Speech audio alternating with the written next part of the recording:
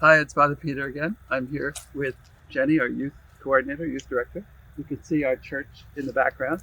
We are on the property adjacent to the church, and we are hoping, we've been praying that St. Anne will help us to get some of the land here because we need it. We really need it for parking, we need it for so many things. But I just want Jenny to talk about her ministry, her experience here as youth director.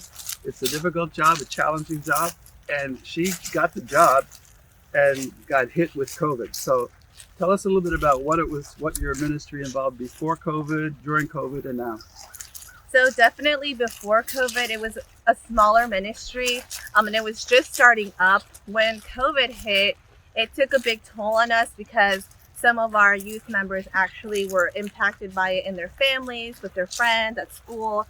But they were still seeking for youth ministry. They were still seeking for that peer fellowship, for that prayer, for that connection to the church.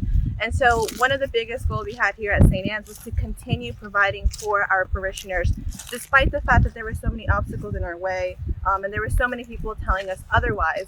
And so even now that we look back at it, the kids realized that they were able to do way more than what they thought because of COVID than what they feared they couldn't do. And that is amazing because, well, I just know just from talking to kids, whether it's privately or whatever, that they're really suffering, and especially they have nobody up to talk to. A lot of them, their parents are working hard and they're very busy, and they get hit with so many challenges. Yeah. And when COVID came, it was hard for some of them with their school and everything. So I was amazed because a lot of parishes shut down their youth ministry, shut down a lot of stuff. Tell us some of the things you did during COVID. So during COVID, we met virtually when it first hit. And so nights like that, we used Zoom, and we had game nights. And we also talked about different things that the kids were going through. A lot of them were describing how bored they were at their house, how they were scared their families were going to get, really sick. And some of them just needed that connection with people because they weren't going to school anymore. And even though it was just through a screen, they felt so connected to the community, to the people that they know here at church. Some of the other things we did was we had outside activities.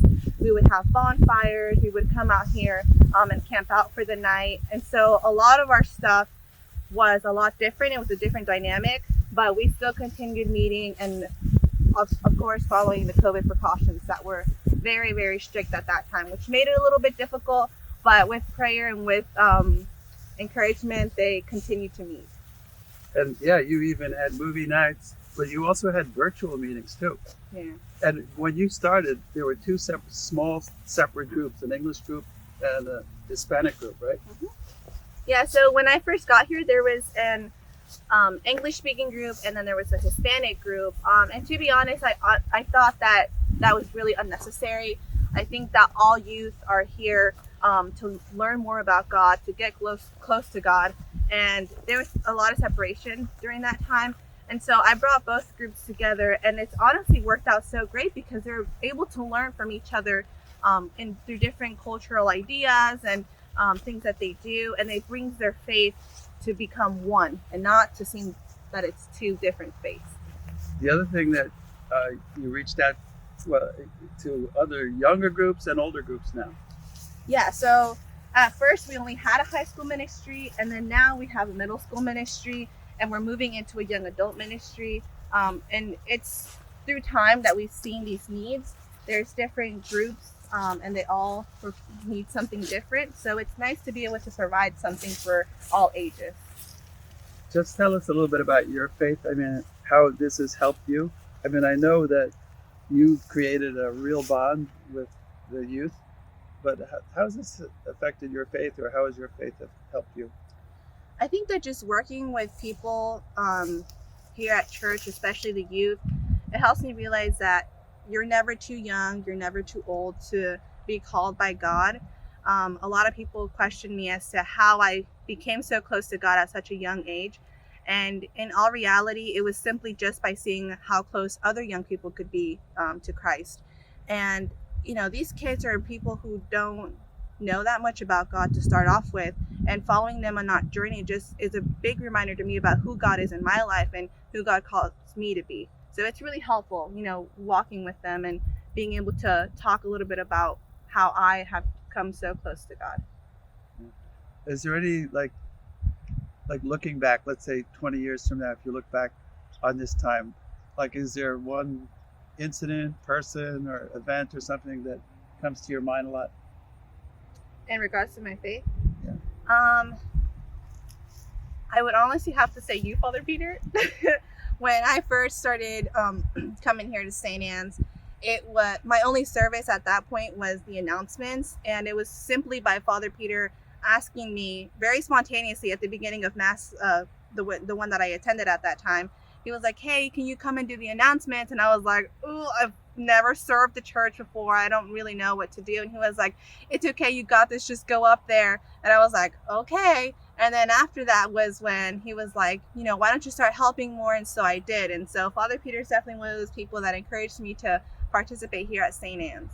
And then at that time, you were pursuing more like a career in medicine or the medical area?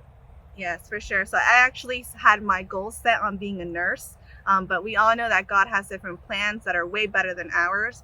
And so I did take a huge direction shift from what I was doing before. So we're blessed to have Jenny here, and you can see she's beautiful, young, holy, talented, and we need people more like her in the church. And it's just a matter of inviting people, Yeah. to be involved. So you guys are all welcome. If you have any questions, or you're just looking for someone, to accompany you and you in your first, attempt to come here to St. Anne's and serve in something, I'm always here if you need any help, if you have any questions, or if you just simply want someone to encourage you, I will encourage you.